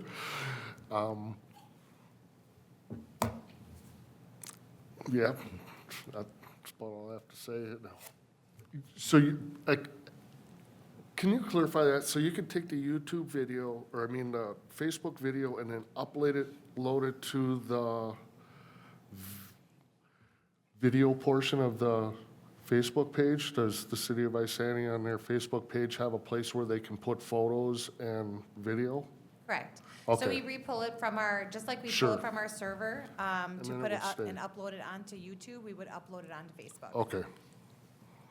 That'd be fine for now. Would council be Nothing else we okay can that once do. we do upload it, I would say if we upload it within, let's say, a week, can we then remove the Facebook Live post if we're able to, which I'm not sure if we've had any, we've never tried to delete it, but if we were able to, then we aren't having to screenshot comments on both posts that are virtually both the same meeting. Would it be confusing to people? You know, the fact that we have a live and then 5 days later we post the same video? That's what I was worried about, and that's why I don't necessarily like that idea, but I didn't know if there was any sort of alternate idea. If we could just post it on Facebook as like unlisted, so it doesn't show up in news feeds, you know, necessarily. It only shows up if you go looking for it, because otherwise if you hit another video that's, you know, from 5 days ago and it shows up and you start watching, it's like, what the heck, I already saw this. Is that something? I know it's a possibility on I'm not sure about that, but YouTube. really the work that staff would have to do, it doesn't matter where that is. If it's up for public view, we do have to screenshot if someone comments on Right. it. One quick suggestion, if we end up going that route and you upload them, I would like, and since you're doing screenshots, I would like the face of that video to have the agenda for that meeting, so they can archive really quick. If they're looking for information that we talked about and they're not sure what date, on the cover page at the very beginning of the video would show the agenda, so they could see have the like- we subject have- they were looking for, if that would be possible. We don't edit the videos, so you're asking for us to embed an image into the video, but we don't have any of those capabilities. Now, if we were uploading the video as a post, we can easily put it in the post section. You know, we can write text in there that says what meeting that is. We do have that on the Facebook Live too. It says what meeting, but not the agenda, but we could post a picture of it. I would imagine that we haven't tried that, but we could probably post a picture, image of the agenda, and then post the video, perhaps in the same post. Okay. I think it would help us as council members, even trying to go back and see what we talked about 3 months earlier when the subject comes up again. You know, sometimes I want to go back and look at it and see exactly what's talked about. For tonight, we have And it 11, can take 20 minutes to scroll through. tonight we have 11 agenda items. I have 11 different lines of what the agenda is on a screenshot, or the thumbnail would be so small you wouldn't be able to read what the text is. If you have 2 or 3, It's a two-page agenda, right? yeah. But it would jog probably people's memory just seeing the first page. I don't know. I think I'm leaning towards just doing the Facebook Live and uploading to YouTube like we always do. And then if somebody really wants to see the older stuff, they can go on the YouTube. I think that it might create a lot of confusion unless we can figure out a way to streamline it more. That's kind of why I brought it forward. I didn't know, Nick, if you would have any sort of input on it, or if city staff had any creative ideas. It stinks that Facebook changed their policy and it makes it a little more difficult, but I think the live portion is the most important, and it's still there for 30 days. And then I think we just keep it clean and upload it on YouTube unless we figure something else out. Yeah, we can have further discussion another time, I guess, if we need to. If we're not running OBS, I really think we should look at running OBS. And then as far as, before I was on the council, when I try and watch meetings, there's no way for me to watch Facebook Live on my TV. And I didn't have Facebook, so I had no way to watch the things live. If we do the multi-stream stuff, a lot of the smart TVs, you can watch YouTube Live, it's no Right. problem. But I have no way at home to watch Facebook outside of my phone. Yep. So if we were going and not being so on one platform, but being multi-platform, I think you would see more watch time because YouTube is better for that setup. But the OBS thing, there's no cost, it's an open source thing. We did try and look into that, and we were told by our IT guy it wasn't possible to do Facebook Live and YouTube Live at the same time. That's what the IT guy had told us. With our current capabilities Okay, of technology. so maybe. If that is a Nick, you know limitation, there's also another way, which is called Restream, which is you send them the feed and they do the multicasting if you're that limited. But I would be surprised if we actually are. Okay. Would you be willing to do some more research or put something together for council, maybe bring it back to Cal and have us all look at it, have more detail? I don't know what to show you, but I do live streams for my church all the time, so I'm pretty familiar with it, but Maybe could you practice with city staff? sure. Yeah, okay. I'd be happy to try and get some stuff set up. Okay. That sounds good to me. Do you guys have any input on this one? You know, I should have bought it all right, so I ain't got nothing to put on it. All right, then that concludes K11. We'll move on to the consent agendas. K-12. Oh, K12, yes. Yes, the poll pads, sorry.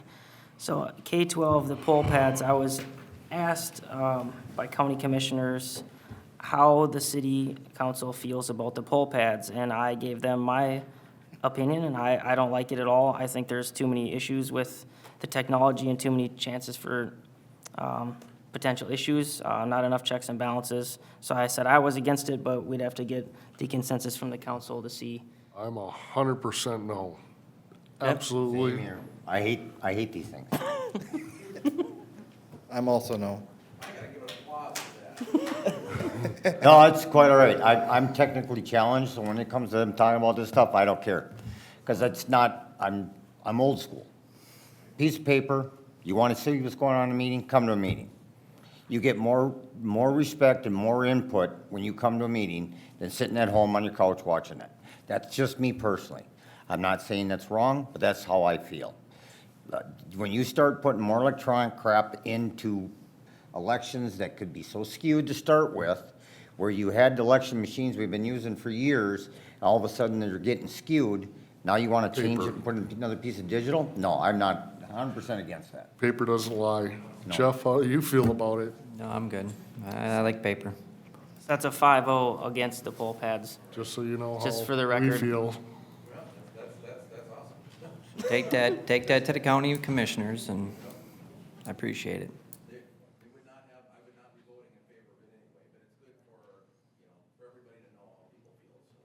Sure. Mayor, if I could, can we have a vote of council for that so we can include that with the minutes? I'll make a motion to say no poll pads. Second. Motion by myself, second by Councilmember Holmgren. All in favor, say aye. Aye. Any opposed? Motion carries 5-0. And can we maybe have Todd come up here and inform everybody what's going on at the county with the poll pads? Sure, absolutely. Thanks. Just come on up and state your name and address for the record, please. I don't want to put you on the spot, but I think, No, that's fine. Name's Todd Christensen, County Commissioner, District 4. Actually, yeah, for the poll pads, that came up, one of our other meetings. It was talked about again today. You know, as far as, like you were stating there about, there's enough electronics already involved in it. I think election integrity is very, very important. You know, some of the you know, some of the townships and stuff were wondering why they didn't already have it, and some of the townships are very much against it. So basically, I mean, it's just part of when you come in to register to vote. That's what it is, and it's an Apple iPad that you'll look at it, and right now it'd be $100,000 for the county, but they have there is a $40,000 grant, and that means there'd be $60,000 divided up between the townships and the counties there. The problem is, so for some of the, say, the clerks and stuff doing the elections, you know, they're saying it's gonna make things more easy and more convenient. But, you know, my thought is that elections only happen every couple of years. So let's keep the documentation with paper, you know. And then also too, another negative part about it is that every couple of years, we're gonna have to update software. It could be $5,000, you know, who knows at the time, so. But, and then also it's gonna require, you know, the extra extension cords and the different things, that's part of the negative part of it. So basically, the reason why, and the city of Cambridge has done them, you know, and then if a machine goes down, they gotta pull another one out, put it in rotation. I don't know, me just personally, and I just don't like it. So as a county commissioner, I will not be voting in favor of electronic poll pads, so. There you go, all right? Sounds great. Thank you, Todd. All right, then we will now move on to the approving the consent agenda. Are there any items that need to be pulled out for discussion? Motion to approve. Well, I'd just like to make a shout out. One of our election judges is donating their time, so I want to say thank you for that. Awesome. And I'll second. Okay, I heard a motion from Councilmember Lundin, second from Councilmember Holmgren. All in favor signify by saying aye. Aye. Any opposed? Motion carries 5-0 to approve the consent agenda. Any other communications? I'll hear a motion to adjourn. Motion to adjourn. Second. Motion to adjourn by Councilmember Lundin, second by Councilmember Heeman. All in favor signify by saying aye. Aye. Any opposed? Motion carries 5-0. We are adjourned.